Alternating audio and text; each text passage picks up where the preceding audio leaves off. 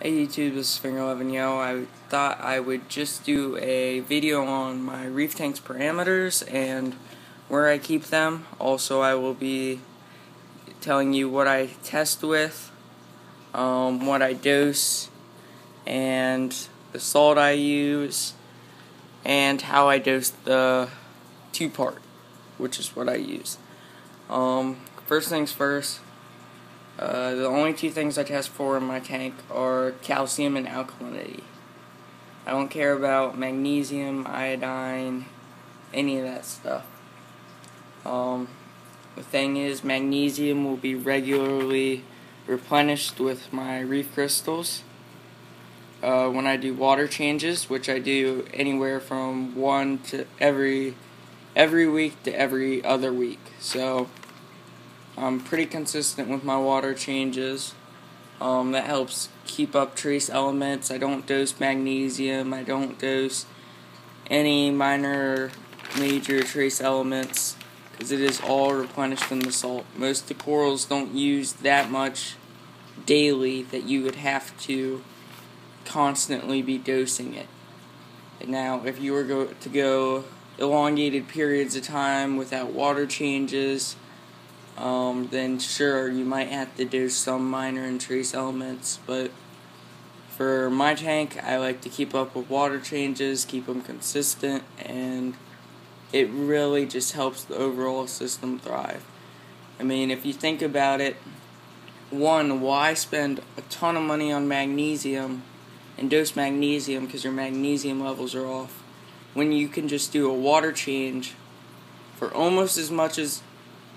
Okay, so if you're doing weekly 10% water changes on a 75 gallon to keep up with magnesium, which I can do. I tested my tank for magnesium for a week straight. My magnesium levels stayed about steady until the end. They dropped off a little bit, but not enough to do any major changes. So they stayed steady. Then you do a water change, you replenish all of those all that magnesium, but you're also help getting rid of phosphates and nitrates and everything inside your reef tank.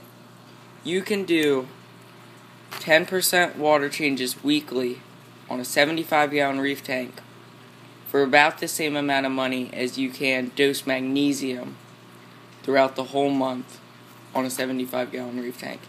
That's maybe every other day you're dosing magnesium.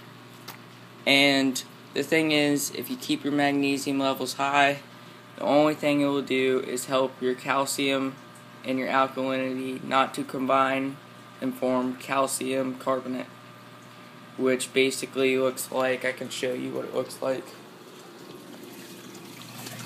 This white stuff on my glass, while you can't see it, that's where this alkaline buffer is coming out of this doser into the water, and then when it hits the water, it's actually combining with the calcium supplement, and it's actually forming calcium carbonate, and it's hardening on the wall. So that's what's happening there. Typically, you want to keep if you are dosing like that, you want to keep your dosers in high flow, and it'll help prevent that. But that's basically the only reason magnesium is important in our tanks. I mean, I don't dose it. I've maybe dosed it once for that week I was telling you about. So I don't dose that. I don't use Purple Up. I mean, my big thing is you don't dose anything you can't test for. Purple Up, I don't know what's in that. They say they have a list of things that they say that's in it, but I mean, you're not completely sure that's exactly what's in it. And if it does have a lot of calcium and a lot of alkalinity, who says it's not forming into a bottle to calcium carbonate and you're just paying for a whole bunch of salt water? Another key thing is if you're mixing up salt water and it goes over 1.03, if it goes to 1.03 or above, you've completely ruined that batch of salt water.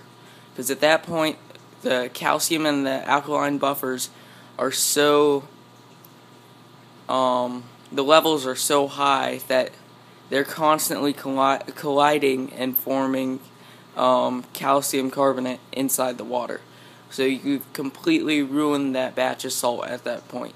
Even if you lower the salinity in there, the calcium and the alkalinity are going to be much lower than they should be.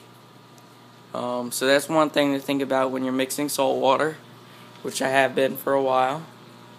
I've had that for about 2 or 3 hours. Another thing is test kits. Test kits are very important. I don't use API. I think API are junk.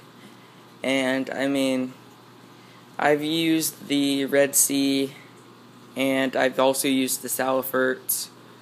They tend to be really consistent. And I get the same thing with the Red Sea as I do the Salifert. And the Saliferts are cheaper, so I just keep using the Saliferts. I use a refractometer. I used to have a hydrometer, but it was off so much, it was killing things. So, I mean, I took the investment. It's only $50 and it can save your whole tank. Cannot stress it enough.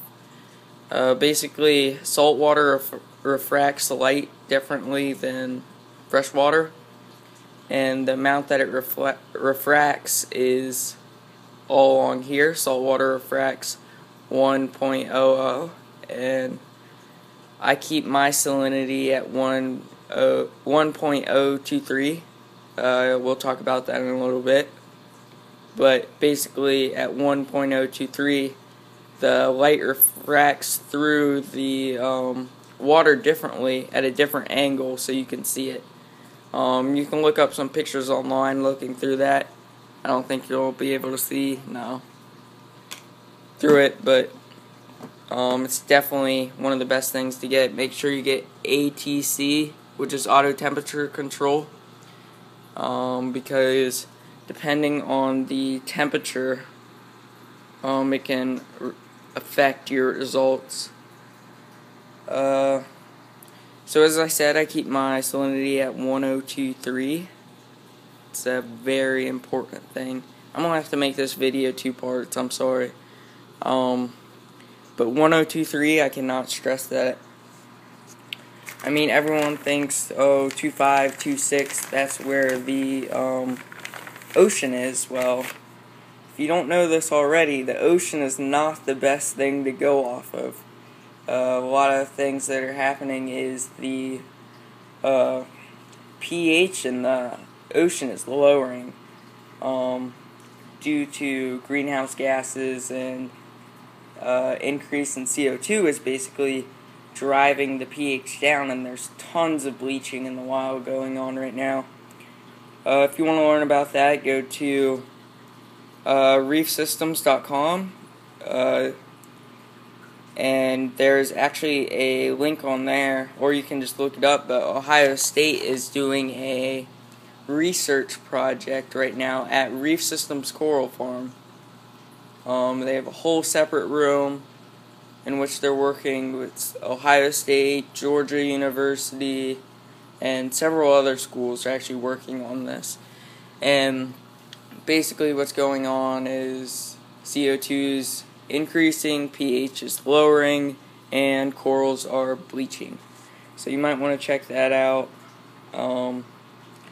Basically what 1.023 lets me do is, at 1.023, reef crystals has 405 ppm of calcium. I've tested this. Every time I do a water change, I just tested it now, and every time I've done it, it's come out to 405 or 4010. Not much of a difference. That 4010 was once. But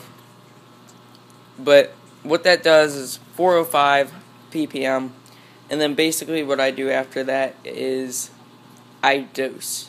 The next day you'll dose, and then it'll stay at normal. Where if you were to go to 06, that's 455.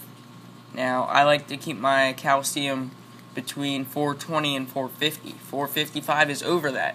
So if I dose the next day, it will increase even more. Basically 102.3 is basically the optimal point for coral growth. I mean, we're not in the ocean. It's harder to keep our levels consistent. Basically what 102.3 does is, say you put too much fresh water in, corals can live to about 102.1. After that, they may start to brown out and bleach, or if your salt level increases too much, you get to 102.6. That is fine also. I mean, a lot of you guys are actually keeping yours at 102.6. But this gives you some leeway, and it also, what it does is optimal growth, in my opinion. I've tried other things, and you can look. I keep a spreadsheet, 102.3, 102.3, 102.3.